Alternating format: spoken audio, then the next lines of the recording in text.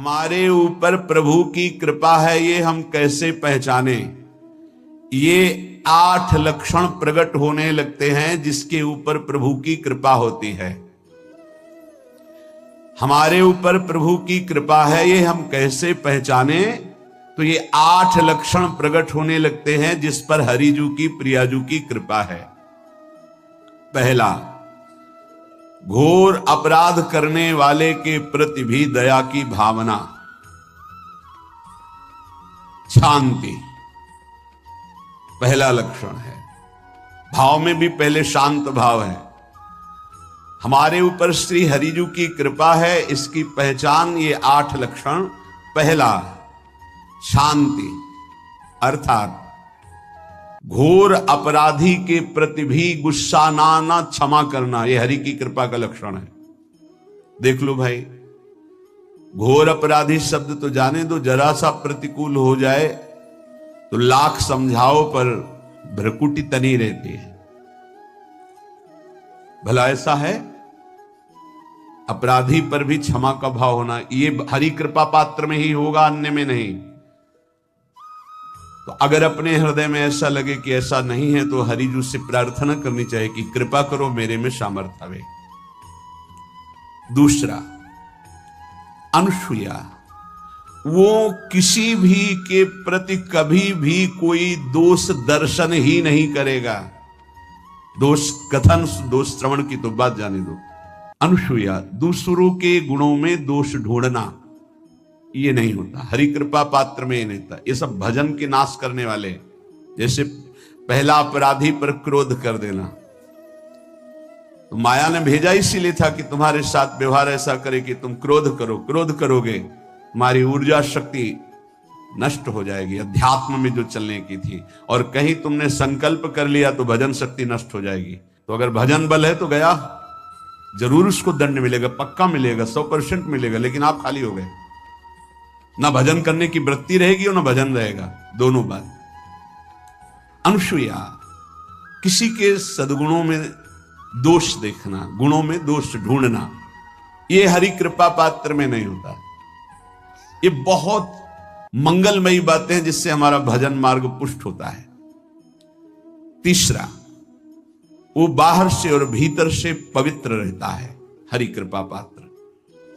शौचाचार का ज्ञान होना चाहिए, वस्त्र आपके पवित्र होने चाहिए, ये बाहरी, जल रज आदि के द्वारा बाहरी पवित्रता, और निष्कपटता, निश्चलता, सत्य भाव, ये अंदर की पवित्रता है। अगर कपट है, छल है, असत्य है तो हृदय मलिन रहता है। भीतर और बाहर से पवित्र रहना, इसमें खास बात क्या है? भीतर और बाहर से पवित्र रहने में, भीतर और बाहर से सदैव पवित्र कौन रह सकता है? तो बोले, जो पुंडरीकाक्ष भगवान श्री हरि का प्रियाजू का स्मरण करता रहता है, वो शवाभ्यंतर शुचि, वो बाह्य और अभ्यंतर दोनों से पावन रहता है। तीसरी जो कृपा का लक्षण है, अर्थात वो सदैव भगवत चिंतन परायण, शौचाचार का पालन करने वाला, बाहर और भीतर से हरि कृपा पात्र पवित्र रहता है। चौथा, ऐसे कार्यों का अनुष्ठान न करे जिनमें हमारा भजन छूटता है, जिनमें सत्य छूटता है, जिनमें भगवत भाव छूटता है।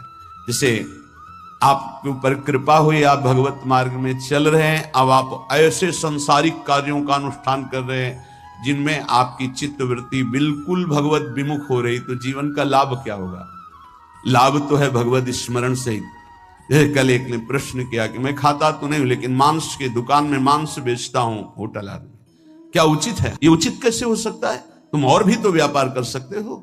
जरूरी है धर्म का पालन करने की इच्छा करते हो, धर्माचरण करते हो, ऐसा नहीं। तो विरत बहुकर्मा, उन कर्मों से हमें विरत रहना है जो हमारे धर्म के विरुद्ध है, जो भजन के विरुद्ध है। हरि कृपा पात्र ऐसे कर्मों का अनुष्ठान कर ही नहीं सकता।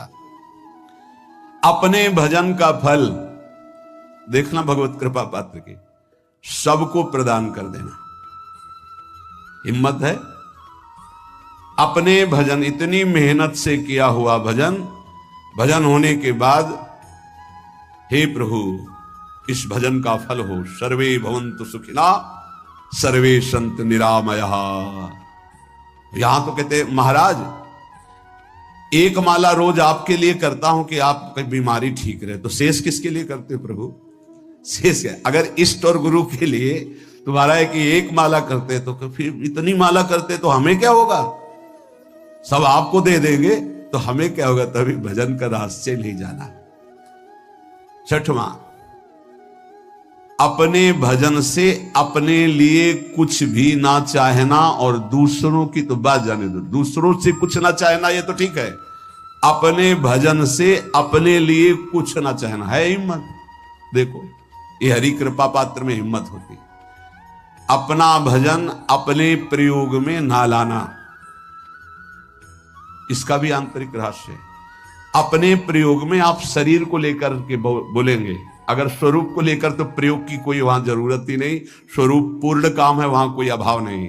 जब आप कोई भाव अपने लिए करेंगे तो देह भाव होगा, देह भाव से किसी विषय की मांग होगी। विषय पूर्ति भजन का फल नहीं होता, भजन का फल होता विषय निवृत्ति। बहुत जोर की बात है, कैसे समझ में?